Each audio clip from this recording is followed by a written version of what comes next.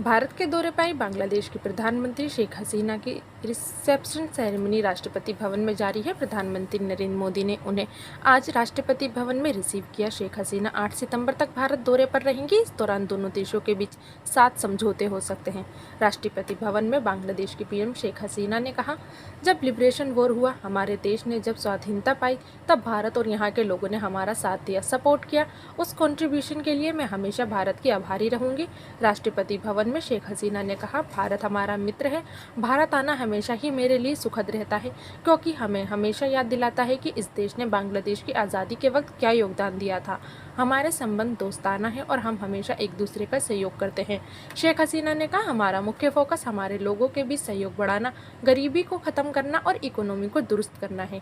इन मुद्दों के साथ मिलकर हम दोनों देश एक साथ काम करेंगे। इससे भारत बांग्लादेश ही नहीं बल्कि पूरे दक्षिण एशिया के लोगों को बेहतर जीवन मिल सके, यही हमारा लक्ष्य है।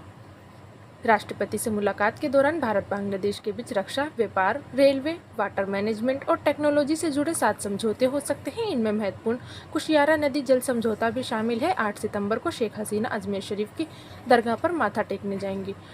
भारत दौरे से पहले एक इंटरव्यू में शेख हसीना ने रोहिंग्या मुसलमानों को एक चुनौती बताया। उन्होंने कहा कि ये देश के लिए बहुत बड़ा बोझ है और उन्हें लगता है कि इस मुद्दे का समाधान निकालने में भारत एक बड़ी भूमिका निभा सकता है। उन्होंने रूस यूक्रेन युद्ध में फंसे बांग्लादेशी छात्रों का रेस्क्यू करने के लिए भारत के पीएम नरेंद्र मोदी की तारीफ की। शेख हसीना ने कल कहा था कि भारत बांग्लादेश का टेस्टेड फ्रेंड यानी परखा हुआ दोस्त है।